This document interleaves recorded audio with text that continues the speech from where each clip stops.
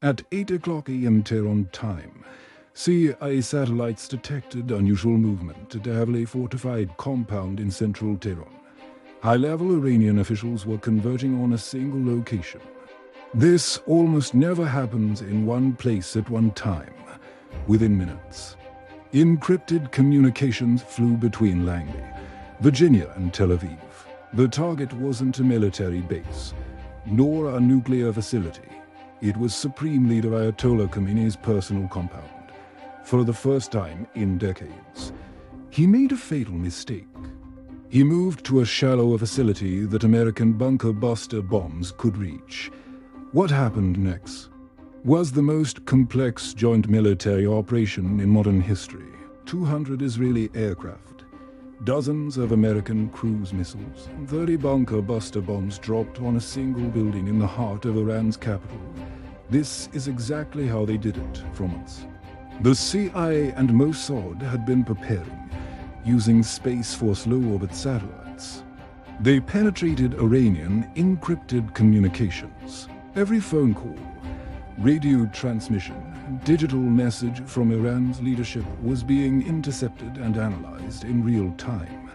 But surveillance alone doesn't win wars. You need human intelligence on the ground. That's where the real breakthrough occurred. A highly placed source inside Iran's Revolutionary Guard provided the critical piece of information. Khamenei was holding an emergency security meeting, not in his usual maximum security bunker buried 100 feet underground, but in a shallower facility that was easier to access. The meeting would include Iran's top military commanders, security advisors, and Revolutionary Guard leadership, essentially the entire command structure of the Iranian regime. In one location, it was an opportunity that might never come again. But striking a target in the heart of Tehran, surrounded by some of the world's most sophisticated air defenses, required something unprecedented. The plan involved 3 distinct waves, each with a specific purpose. Wave 1, neutralize Iran's air defense network, American destroyers. In the Persian Gulf and Red Sea launched Tomahawk cruise missiles. These missiles targeted Iranian S-400 radar installations and Bavar-373 missile batteries positioned around Tehran. These missiles flew at train-hugging altitudes, staying below radar detection until the final seconds before impact. The goal wasn't to destroy every air defense system. That would be impossible. The goal was to create temporary blind spots and corridors. Wave 2, the main strike force from Israeli bases, approximately 200 fighter jets, took off in the largest single military operation in Israeli history. F-35 stealth fighters led the formation, their low radar signature allowing them to penetrate deeper into Iranian airspace without immediate detection. Behind them came F-15 Strike Eagles carrying the main payload, GPS-guided bunker-buster bombs specifically designed to penetrate hardened underground structures. Supporting this massive force were aerial refueling tankers that had positioned themselves over friendly territory, allowing the fighters to make the 1,000-mile journey. Wave 3, the surgical strike on Khamenei's compound. A specialized squadron broke off from the main force and headed directly for the Pasteur Street compound. Their targeting data had been provided by American intelligence: exact GPS coordinates, structural analysis of the building, depth calculations. They dropped exactly 30 bunker-buster bombs on the compound. Not 20, not 40, exactly 30. That number was calculated based on the compound's structural engineering. Intelligence analysts had determined that 30 bombs would guarantee catastrophic structural failure. The bombs themselves were technological marvels, each bunker buster officially designated. GBU-28 weighs about 5,000 pounds and measures 19 feet long.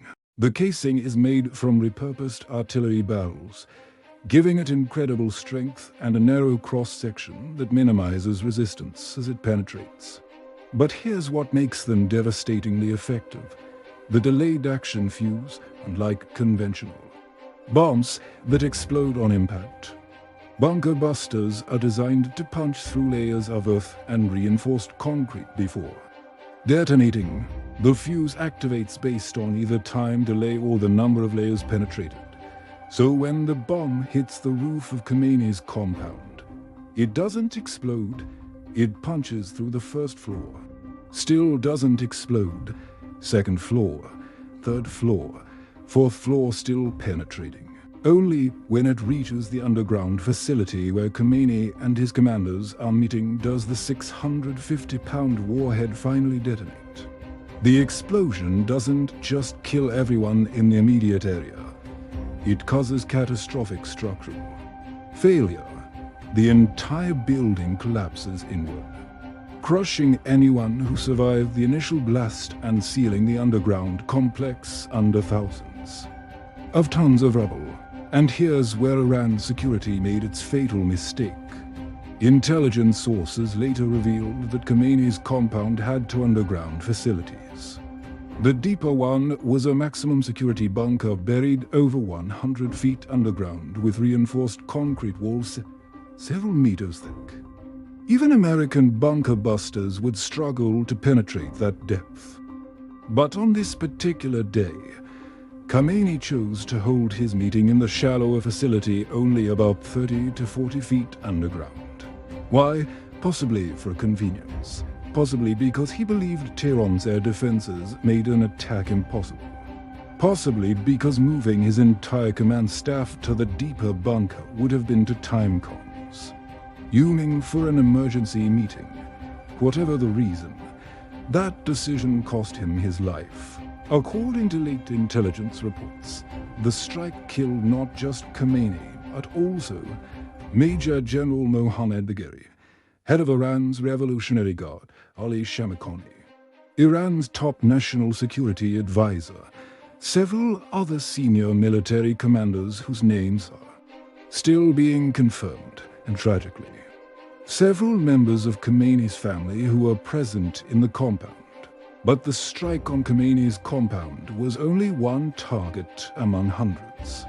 According to U.S. Central Command, American and Israeli forces struck approximately 2,900 targets across Iran in a single day. A number so staggering it's difficult to comprehend. The targets included ballistic missile silos, weapons storage facilities, Revolutionary Guard headquarters, nuclear enrichment sites, and command and control centers. The goal wasn't just to eliminate Khamenei. It was to decapitate Iran's entire military and nuclear infrastructure in one massive, coordinated blow. This operation represents a fundamental shift in modern warfare. It combines space-based surveillance, signals intelligence, human intelligence assets, cruise missiles, stealth aircraft, precision-guided munitions, and real-time coordination between two different countries' militaries operating thousands of miles apart. Every element had to work perfectly. One failure satellite malfunction, a compromised intelligence source, an air defense system that wasn't suppressed could have turned the operation into a disaster. But it didn't fail, and that sends a message to every regime on Earth that believes bunkers and air defenses can protect them. If American intelligence can track you, American technology can reach you, no matter how deep you hide.